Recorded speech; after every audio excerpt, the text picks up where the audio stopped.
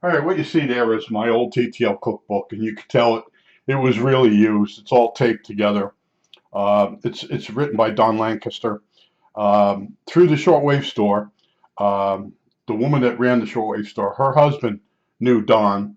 They went out to Arizona to visit him. So, I called him up one time to help me with different things, and he encouraged me to get. I sent him a project, what I had developed using the parallel serial board from a computer as an interface. You take the UART out, make yourself a header. Now you can actually talk to the computer. It was called Quadi, Quick and Dirty Data Interface. It was my first published article. And he encouraged me. He sent me a letter. So anyway, that's how I sort of know him. Now, in between one of the jobs that I had, I got laid off. And I went to a placement center. And the placement center was basically a scam. What they do, they get you to sign a piece of paper. And it said if you got a job with any of these companies in the future, you owe them a fee. And everybody says, no, it's a really good place, blah, blah, blah. Well, anyway, I always found a job uh, before they ever called me. Sometimes I'd be in a new job a year and a half before they'd call me. And then they want their fee. And I'd say, no, the company I'm working for wasn't on your list. So anyway, the next time I got laid off, instead of going to them, I went to this woman. I find this thing in the paper, and this woman was an engineer, electronic engineer, and she had this company out on the highway. It was a little tiny store, and then she fixed it up as an office. And you go in there, and she don't give you any tests. She just wants to talk to you. She wants to see how you talk, you speak, and she asks you all different questions, and can you answer them and the whole thing. So she evaluates me. It's like really good, and then she says, "I want you to go meet this guy. The fee you get it's $35,000 a year." And she says, "I know you wrote down that you don't want to travel." I said, "Look, my policy is if there's no overtime, I want to be home sitting with my feet up in the air at 5 o'clock or 6, whatever it takes in traffic to get home." And I said, "I don't believe in going away for a company, and because you're there, you don't have any of your hobby stuff, so you're on the books, and they don't pay you. They just figure you're going to amuse yourself somehow. But a lot of young guys that are married, they like to leave to be away from home because they could cheat on the wife. It's a whole different dynamics." So she kept pushing it for me to go on the road. She says you're a liaison. You go to a company and you explain to their tech how this other company's stuff works, and you work with the guy. I've done that. She knew I did that before. So anyway, I said, "Look, I'm not really interested. I call me when you find something that's more suited for me." So one day she calls me. She says, "Get dressed up in a suit and go down to this company." And it was in Fairfield. It might have been on the Fairfield Little Falls border. And I'm driving up and down. Was it Little Falls Road? No. Anyway, it's a road along the river there. And I'm looking for this place. And finally I see it. And it's this little tiny, it wasn't a shack. It was a little square white building. And it was Ohm something. Ohmite, Ohm Dell, Ohm Tech. I don't know. But anyway, I go in there and there's a secretary there, and she takes my name, and I have to sit and wait to talk to the guy. And in the background, there's a guy standing there, and he's doing something with ovens, and I'm watching him. So I go in and I shake the hand of the guy that owns the place, and he says, "I need you to go out and work with this guy and learn the job, and I'll check you out." So I go out and I'm working with the guy, and the guy's in a really bad mood. He's really depressed. But you have these ovens, and you're heating up carbon and other materials, and then coating it with two leads, and then it goes in this other block of epoxy. And what they were making was they were making precision resistors and selling them as standards. So they had the woman that's the secretary, the guy that's making the resistors, two other henchmen, and the owner. And I say henchmen because I will get to that. So I'm working with the guy, and we're producing these resistors, and I'm realizing the guy's pretty sloppy. You know, what he's told me is sort of different than what he's doing. So I'm working with him, and I'm adding my little spin on everything. I close the resistors up, and then we measure them, and we get 4 good ones. And the guy goes, "That's pretty good." The guy I'm working with goes, "That's pretty good." He says, "I usually only get 2." And I didn't want to say anything to him. So now I go in the room, and the guy is sitting in this golden chair up against the wall. And then he waves these 2 other guys in like he's freaking of the king of some third world country. Let's put it that way. So I start talking to him, and he's the type that when you start talking, he holds his hand up to stop you, and he's nodding to he has a guy on each side of him. He's nodding to each one of them, and he goes, "Okay, continue," like that. And I'm like, in my head, I'm like, I'm out of here. This guy says anything wrong, I'm out of here. So he's telling me how much he's going to pay me, and he says, "You did really well." He says, "I said, do I get paid for that?" "No. Why would I? I just worked, and you got 4 units, and I don't get nothing." "Well, no, we were just testing you." I'm like, holy crap. So and I was at that phase where I'm tired of people having me do stuff for free and never paying me. So I'm in a bad mood. So he's sitting there in this dopey chair, and it's got scrolling work on it. It's stupid. It's retarded. And there's a henchman on each side. Now, I was used to that with Goldbrick. Goldbrick, my other boss, he had 2 guys that follow him around that didn't work. They just were on either side of him. So I'm just getting one bad vision after another with this guy. So he tells me how much money, and I said, "Well, what's going on with that job?" He says, "Well, you know the guy you worked with?" "Yeah." He says, "I fired him." And I said, "Well, what for?" He says, "He talks too much. He's very chatty." And I'm like, that's me. I'm very chatty too. And I worked my first job, you weren't allowed to talk. So now this guy's got so many red flags that I'm like, and he's talking to me, and I'm like, I don't like the way he's talking to me. So I point to the door. There's a door there which says exit. I said, "Does that door go into the parking lot?" He goes, he thinks about it. He goes, "Yeah." I went right out through it, right freaking out through the door. The alarm went off. I got in the car. I drove home. Now, as I come in the door of the house, the phone's ringing. I pick it up, and it's the woman that sent me on the job. She goes, "What are you doing?" So I said, "Did you ever send anybody to that place before?" She says, "Yeah." I said, "The guy sat in this screwed up chair with a henchman on either side." I said, "The place is a dump. It's an absolute dump." I said, "There's 5 people in there, if I counted right. I have to work to support 5 people making resistors. I don't know how many a day I have to make." But I said, they fired the last guy. He's still working there. I wouldn't have given notice. I would have quit. Anyway, I just said they fired him because he talked too much. I said, "I'm a chatterbox. I can't tell you." So she says, "Well, the last few people I sent there to the place uh, had more of a reaction than you did." I said, "Well, I'm just telling you, it ain't right." And they're keeping the guy they're going to fire until they get a guy. That's what it turned out to be. And the guy don't want to work there anymore, but he's got a family. You know the whole game. But that was the weirdest job interview I ever had. Now the next worst one was. Let me make sure the thing's working. Okay. A friend of mine, I went to Rets with him, and he worked for HP. He never got promoted or anything. He was just very lazy. And I was out of work, and he says, "Come up to HP. I make sure it's not HP. Yeah, Hewlett Packard." And it was up in part of New Jersey. And as I'm driving, I'm going, this is a ball buster up here in the morning. It's an industrial park. It's near Route 17. It gets all gridlocked. Every morning it gets gridlocked. It's just terrible. And it's also by the, was in Paramus, was it? And it's near the, where they teach people, they take the test for motor vehicles.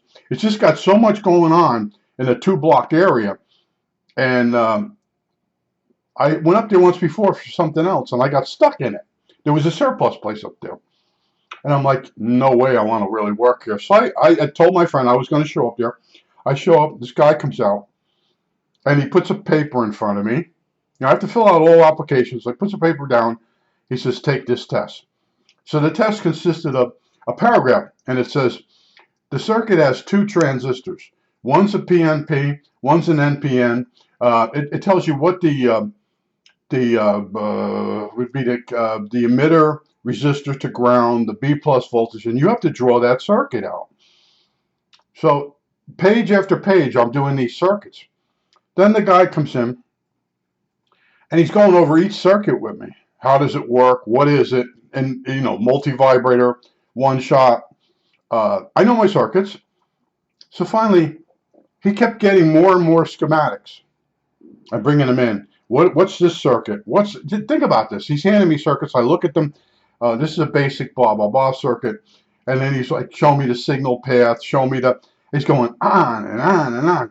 So finally, he points to a capacitor. And it was off the emitter of a transistor. And there's an emitter resistor and a capacitor across it. And I repaired stuff. They go bad. And he says, what does that capacitor do?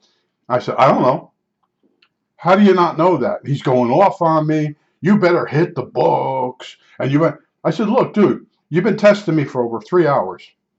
You know, you bring one schematic in after another. I'm like, I don't think this job pays enough. And I said, look, I got to go. I said, I'm getting aggravated. So I leave. Well, the dopey idiot got the names mixed up. He gave me the test for the engineer instead of the technician. That's what happened.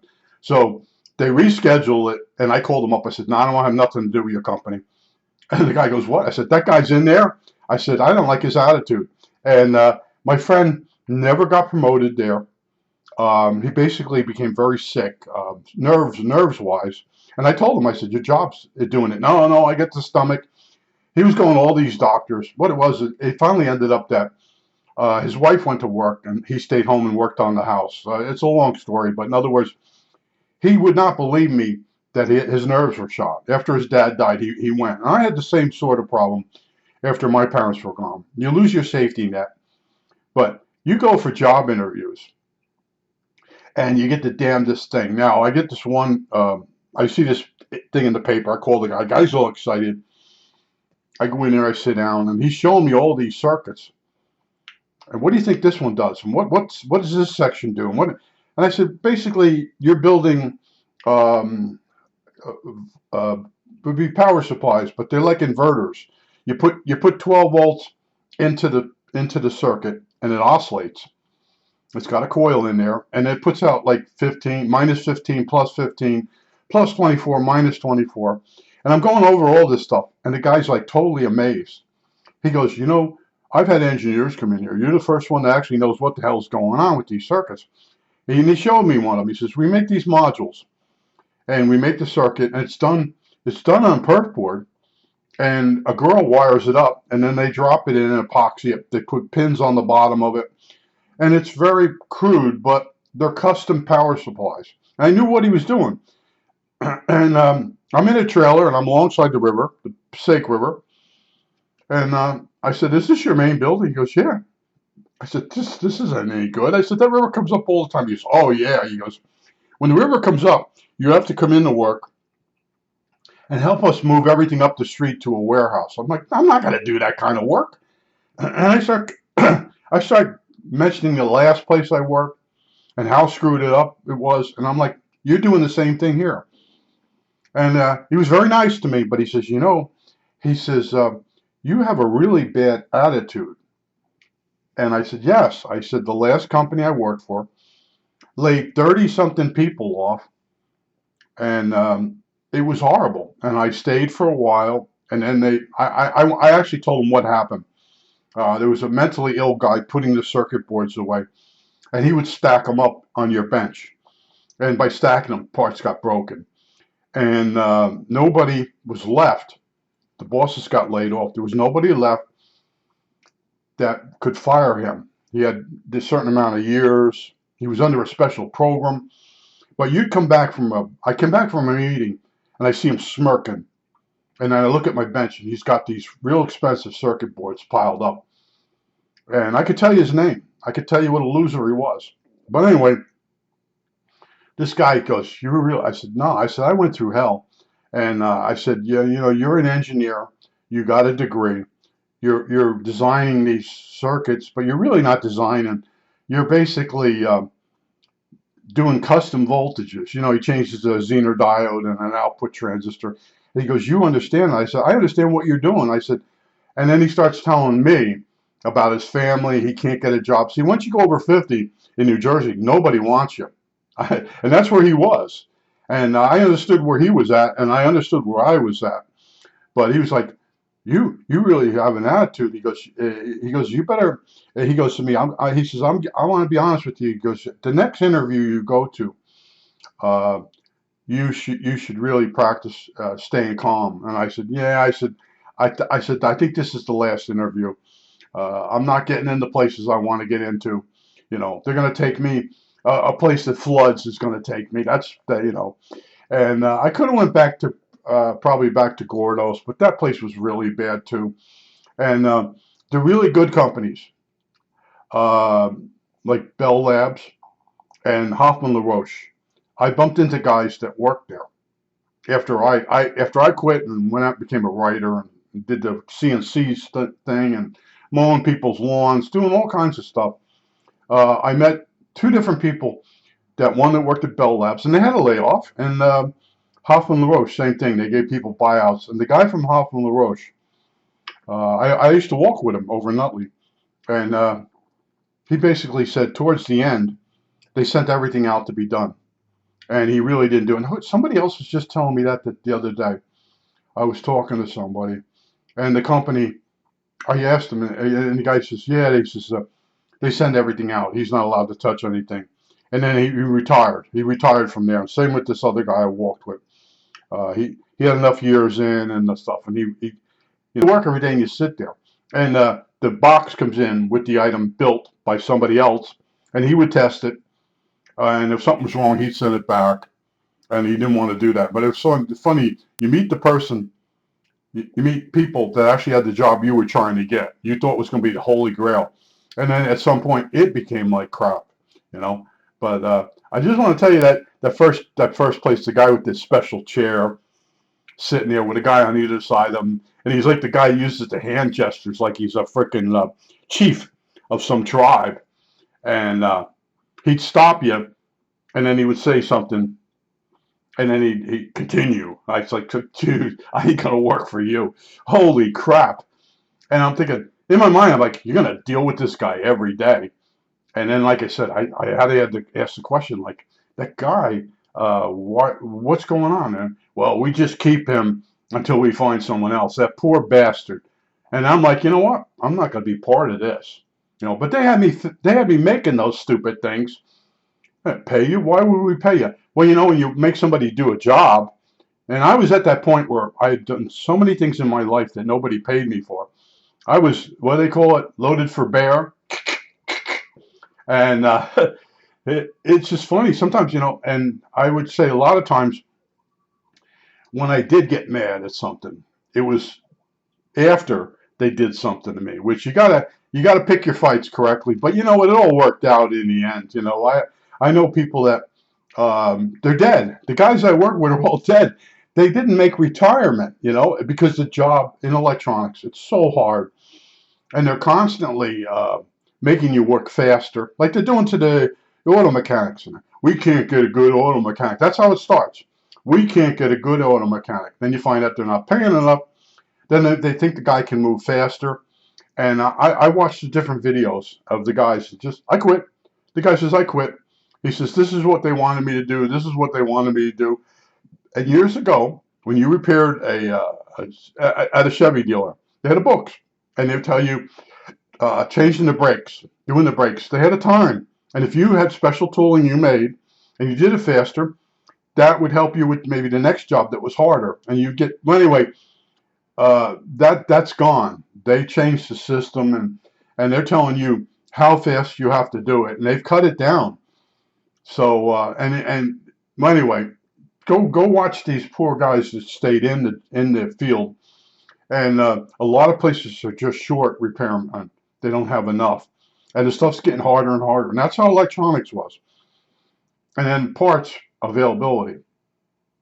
I would go over over to the wall, and we had racks, and we had circuit boards there, and I would steal a part off a circuit board that maybe had a fire, and I take the part off, I put it in the board I'm fixing, and it comes on, and I'm like, send it out. So the one boss goes, "How are you fixing stuff without any parts?" So I showed him. Well, look, it's up to me to decide if the part is good or not. Yeah. Okay. So I took a part off a board that got cracked. It's got a crack in it. We can't send it out. I pulled the parts off that board and I used them. And they're the same age as the one I'm repairing. But anyway, even when you walk on water, there's a whole saying about that. Uh, Even when you walk on water, you can have a boss that's now going to be a dandy. And I had a few of them. Well, we just can't do it that way. I told you in RC, the relay went bad. It burnt up. And I went to the safe, and I found other relays that the coil hadn't burnt up, but the contacts were worn out. So, and I went through the box, and I found good contacts. And then in the brochure for the relay, it showed how to rebuild the relay every so many thousand hours or whatever. And I did. I built 2 or 3 of them up. And the dandy's going, "We just can't put that relay in there." And I was like, "You're a douche." So anyway, the big boss gets on the phone. He gets the secretary on the phone. And they find out how much the relay is. So then the big boss comes over to me. And he goes, what did you do? I said, well, this relay's been up there probably since the beginning of time in RCA. And I said, the 110 coil burnt up. It opened. And I said, I have like 6 of them in the safe room in a box. And I said, I have other contacts for that relay. And here it shows how to rebuild it. Micrometer. And I said, I've redone this whole thing. I did 3 of them. Here they are. And he turns to the boss and he says, what's going on with you? And he goes, well, I want a brand new relay in there. And the guy, the big boss was cheap. He's like, no, I don't want a brand new relay in there. I think it was $85 for the relay. And then shipping. And then it might have been special order too. Well, anyway, in went my relay. And then the big boss gave me a free meal ticket. I've had some good times, but you get that boss that just, he wants to control everything so much that he starts to get, I won't say like a woman. You're not supposed to say that, but yeah, he seems to have a dress on. He just throws stuff out there, just to have the control.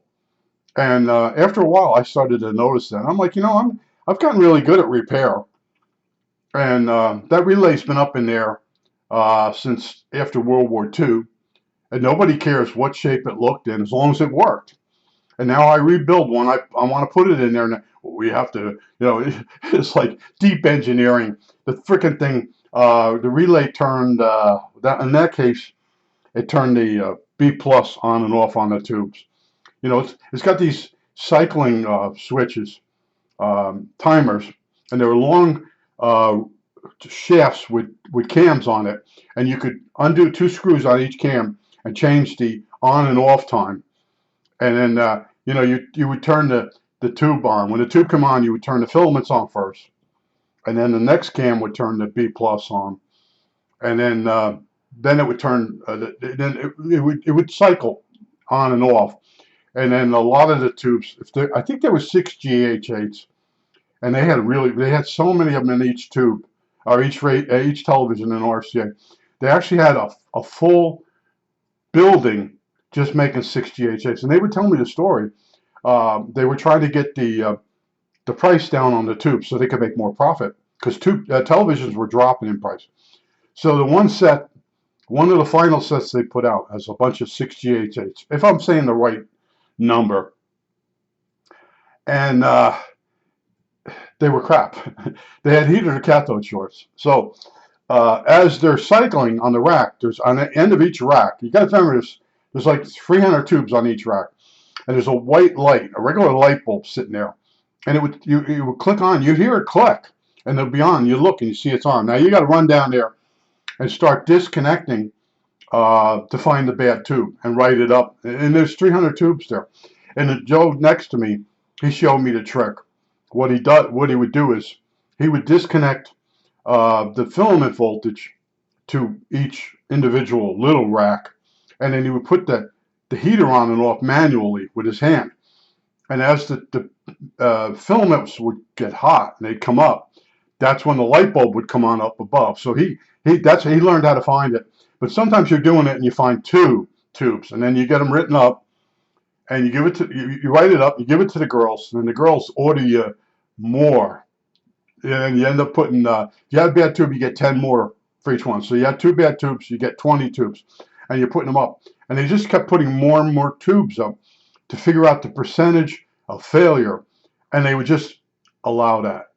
So if you had a television set, you might be watching it one night, and the color goes out. And then the next night, the color's there. And I would hear people say this, oh, the television fixed itself. Now, it's a heater to cathode short. Sometimes it burns itself away. And television picture tubes and regular tubes in the TV set, as they're warming up, and then sometimes they would just get an internal short for a few seconds. So you're watching the TV set, and green disappears. It's gone. Gone. And the next time you turn the TV on, it's fine. That's usually in the picture tube.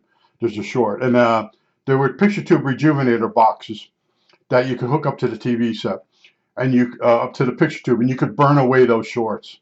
There's a lot to the whole thing. If you watch Shangle, you get a pretty good idea. He's got some rejuvenators there that he uses, and then he shows you sometimes a tube that is leaky or shorted, and he's got more of equipment. I got rid of all that stuff because the people in my circle, tube set, I don't want to own a tube set.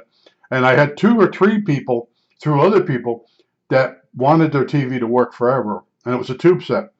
And the one guy was 20 years into solid state with a tube set. And I went over to the house, and you couldn't even see the picture. He's sitting there right in front of the TV set. And he kept telling me, can you fix this? You fix this. And I'm like, no. I said, the picture tube's gone. They didn't, well, you fix. I said, no, I'm not changing the picture tube. That's a big job. And he goes, so as I'm leaving, he goes, you help me. I said, yeah, I'll help you. He goes, really? You help me?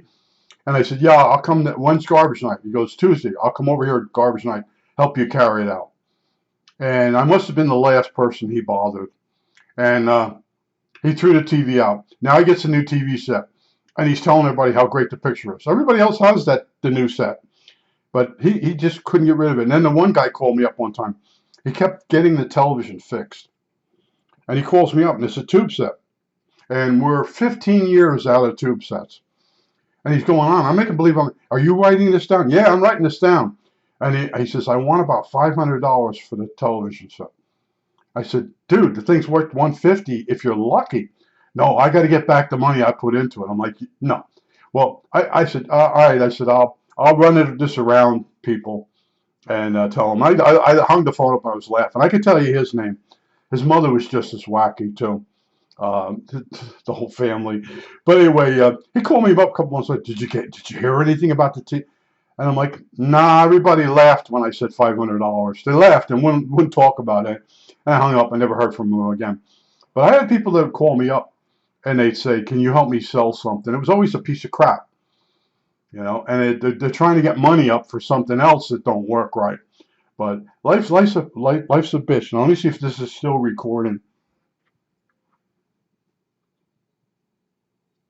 Yeah, still recording. Okay. I think that's it. All right. That's it.